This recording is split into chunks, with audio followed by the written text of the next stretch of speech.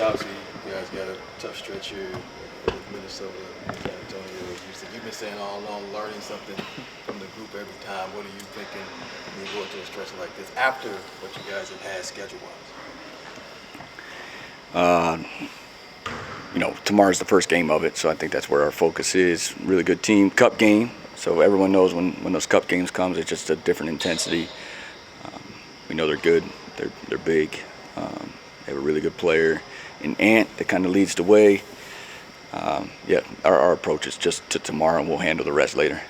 Curious with Mark, and I know, like you said, the conversations have been had, but with a back-to-back coming up, how much are those still going to be part of whether he does or doesn't play back-to-back? Yeah, I think he's been in a good spot. Our plan has helped, and his feedback has been nothing but positive. So I'm encouraged to see what this looks like over the rest of the season. But we have to get through tomorrow night first. But I do think he's feeling better than he has. But we also know this is game 16, so we're going to try to stay as diligent as we can to the plan. But when you see him out there and you feel his energy and see his size and see him productive, we all get excited, but we have to continue to stick with it. How much do you feel like is even still more on the table to get out of him, even outside of obviously the minutes, but more minutes you could do more, but just what are you seeing that, okay, there's even more there to take advantage of with him? Totally. I think, when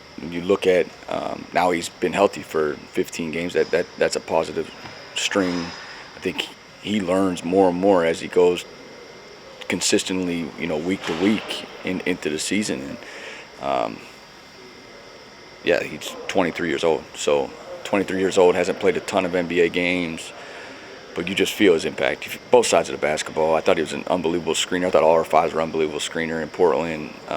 They really got our ball handlers free. We're going to see some of that similar type of defense going forward.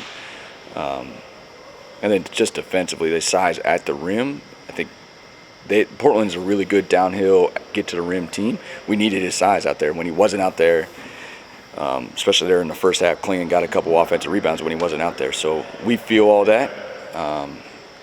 Obviously, we think that there's development, growth in Mark, as with every single player we have on our team. So it starts by being healthy, and he's done a great job staying healthy. The other thing I had was what was Grayson able to do today? Yeah, more and more each day. So we did have a practice today since we had no practice yesterday. So he was able to participate.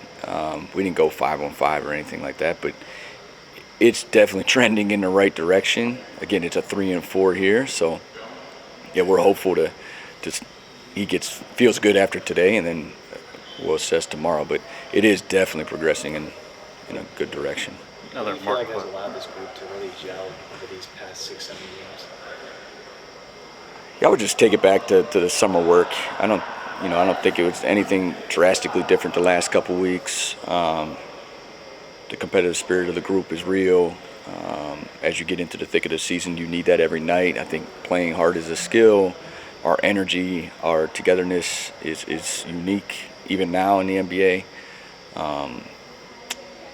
And we just have different guys every night step up. Our depth has been tested. It's going to continue to be tested through 82. You see injuries across the league, so you never know who it's going to be.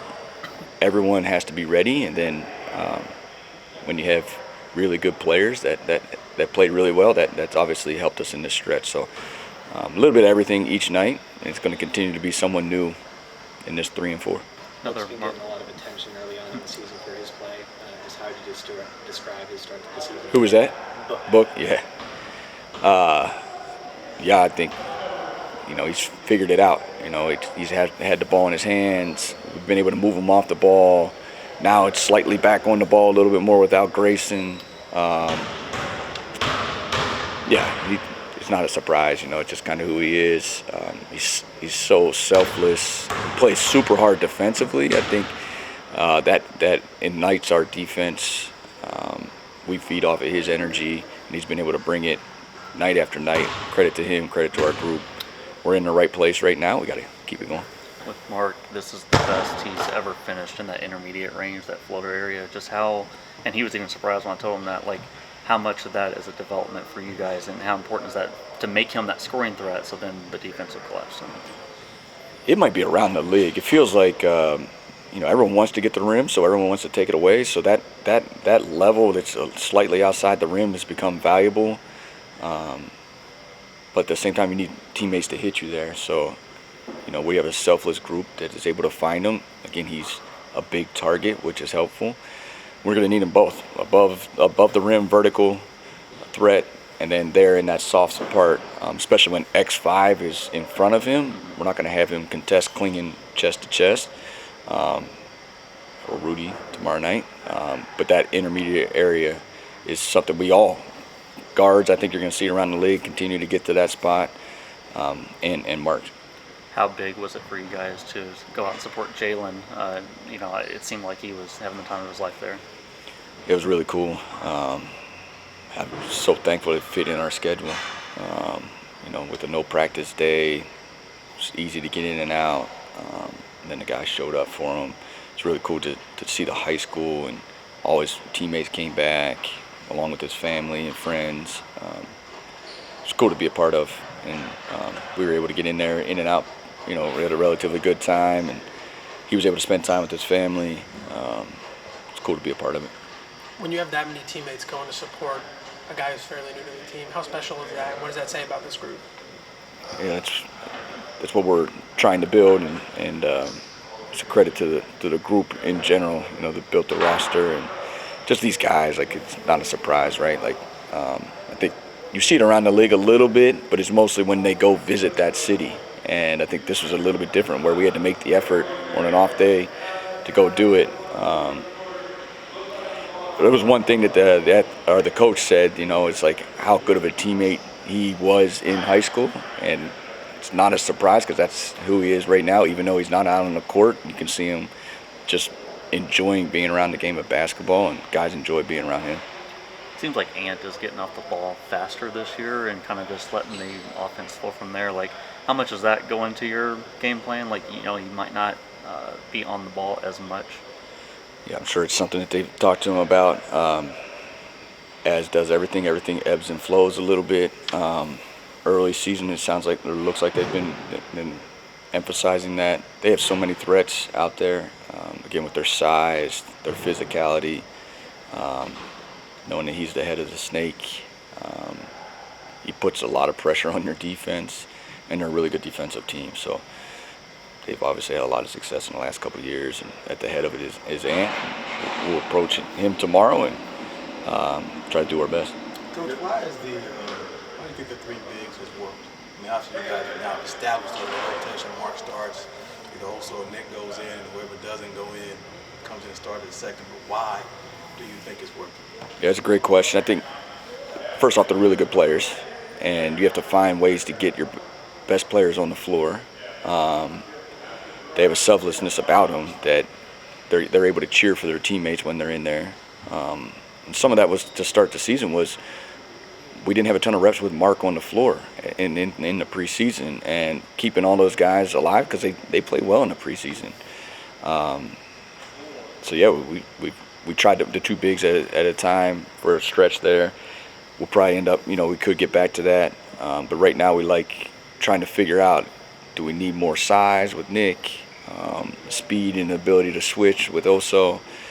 We've kind of both created avenues to play more in those situations. But yeah, it's worked out because of their high character and ability to cheer for their teammate and be a part of something bigger than themselves. What does this follow what Shane was saying about off the ball with Devin? Like you had Ryan bring it up, obviously Colin.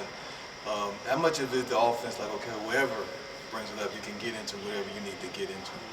Whatever it takes to win the game at this point. Like, again, it's offensive lineup, defensive lineup, whatever it takes to outscore the opponent.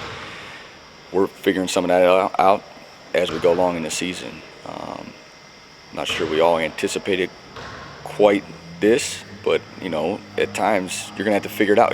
The part of the other issue is the pressure. So it's the pressure, full court pressure that's going on around the league. Portland's number one in it. Their ability to pressure the basketball, just trying to save some energy, get us into an action, and then Book's obviously probably going to trigger it at some point. But making those, I think it's good reps, especially Ryan. I told him today, like, it's good reps for him to handle it, bring it. initiate the offense and be aggressive. We want 5 guys out there to be a threat, but finding new ways to try to help get Book down the floor. We know everyone's going to guard him a certain way and be attached to him, and then if they want to play 4-on-4 with us, we got to be aggressive. To kind of get that same point, you guys have already dealt with a lot of having to tweak lineups because of injuries. Do you think that Booker's ability to play 1 or the 2 as a starter kind of just helps make the whole rest of the team that much more adaptable? Absolutely. I think you can throw him out there as a 3, 4, it doesn't matter. I think he's just going to try to find a way to have success. And the game's so interchangeable at this point. Most lineups have 5s in them, but everyone else can pass, dribble, and shoot a lot of times. He's willing to be on the ball, off the ball, in the post, at the top of the key. Makes my job a lot easier. In our group, we found a lot, but there's going to be a lot more that we can find, especially in this stretch coming. You talked about how good the big man rotation has been playing recently, but you also talked about how good Minnesota's defense is, and they have one of the more threatening interior defenders in Rudy Gobert. So can you tell me how the practice regime has changed for those 3 going in, and also what sort of interior looks you expect to get from him with Gobert down low? Yeah, not great at the rim. You're not going to get many great ones at the rim. That's where he's going to be. We do have a lot of shooting. I hope we've emphasized the ability to shoot off the dribble. The screening piece from last game hopefully will carry over to this game. But, when he's in the paint and when he's there, it's really hard to get there. Obviously, you'd love to get there, but you're not going to get there if you can't be efficient at the rim. So we got to move him. We're going to have to play in transition. We're going to have to get extra possessions. Then when he's not on the floor, it's a different type of rim protection, and we got to find new solutions then. So it's a jigsaw puzzle throughout the game. They obviously have really good players. That defense has been good for multiple years with them there. Just got to find enough solutions to win the game. Thanks, Joe. Thank you.